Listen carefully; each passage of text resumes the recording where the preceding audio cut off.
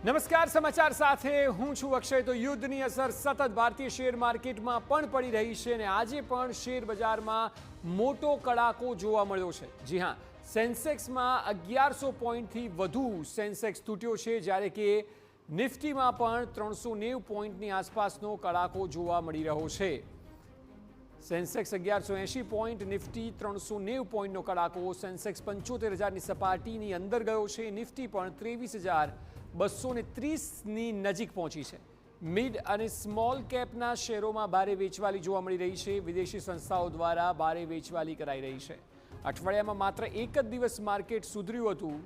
3500થી વધુ પોઈન્ટનો કડાકો આ અઠવાડિયાની અંદર બોલી ગયો છે। એટલે શેર બજારમાં છેલ્લા એક અઠવાડિયામાં જ્યારથી આ યુદ્ધ શરૂ થયું ત્યારથી સતત કડાકો જોવા મળી રહ્યો છે અને એક અઠવાડિયાના ગાળામાં 3500 પોઈન્ટ માર્કેટ તૂટ્યું છે। વિદેશી રોકાણકારો પણ પોતાના ઇન્વેસ્ટમેન્ટ પાછા ખેંચી રહ્યા છે અને જે પ્રકારે અનિશ્ચિતતા વિશ્વમાં જોવા મળી રહી છે તેની સીધી અસર ભારતીય શેર બજારો પર પણ જોવા મળી રહી છે। સેન્સેક્સમાં 1180 પોઈન્ટનો કડાકો અને નિફ્ટીમાં 390 પોઈન્ટ તૂટ્યો તેવા હાલના આંકડા સ્થિતિ વર્ણવી રહ્યા છે। નિફ્ટી 23,230ની નજીક પહોંચ્યો છે અને સેન્સેક્સ પણ 75,000ની નીચે જોવા મળી રહ્યો છે। ખાસ કરીને મિડ અને સ્મોલ કેપ શેરોમાં ભારે વેચવાલી જોવા મળી રહી છે। આ સ્થિતિ, જેમ નિષ્ણાતો જણાવી રહ્યા છે, જો યુદ્ધની સ્થિતિ બરકરાર રહી, યથાવત રહી, તો પછી આવનારા સમયમાં પણ વધુ ડાઉન જઈ શકે છે। થોડા સમય પહેલાં કોઈએ કલ્પના નહીં કરી હોય કે આ પ્રકારની સ્થિતિ સર્જાશે। આખા માર્કેટની સ્થિતિને સમજાવવા માટે આપણી સાથે અત્યારે પ્રકાશભાઈ લાવડિયા જોડાયા છે, જેઓ માર્કેટ એક્સપર્ટ છે।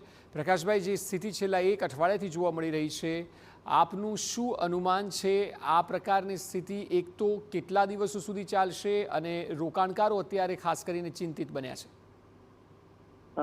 ફર્સ્ટ ઓફ ઓલ જો કહેવા જઈએ તો અપેક્ષા કરતા આ જીઓપોલિટિકલ ટેન્શન છે વધારે લંબાયું છે અને એસ્કેલેટ થયું છે અને એ જ કારણોથી રોકાણકારો, વિદેશી રોકાણકારોને આ અનિશ્ચિતતા, જીઓપોલિટિકલ ટેન્શન અને વોર સિચ્યુએશન જે હોય છે ઓલવેઝ ઇન્વેસ્ટર્સ માટે એક નેગેટિવ ક્રાઇટેરિયા હોય અને હજી પણ એવું લાગે છે કે જ્યાં સુધી કોઈ સકારાત્મક સમાચાર ન આવે બધા દેશો તરફથી અને કોઈ એવું નિરાકરણ ના આવે ત્યાં સુધી ભારતીય બજારો અને વૈશ્વિક બજારોમાં અનિશ્ચિતતાનો માહોલ રહેશે અને ફર્સ્ટ ઓફ ઓલ હવે અત્યારનામાં રોકાણકારોએ વેઇટ એન્ડ વોચની રણનીતિ અપનાવવી જોઈએ અને મને એવું લાગે છે કે હજી આ ડસ્ટ સેટલ થતા થોડો સમય લાગશે અને એક વખત ક્રૂડ અને એનો સપ્લાય જો સેટલ થાય અને જે હાલ જીઓપોલિટિકલ ટેન્શન છે એમાં થોડો માહોલ સુધરે ત્યારબાદ જ રોકાણકારોએ નવા રોકાણ માટેની તક માટેનું વિચારવું જોઈએ।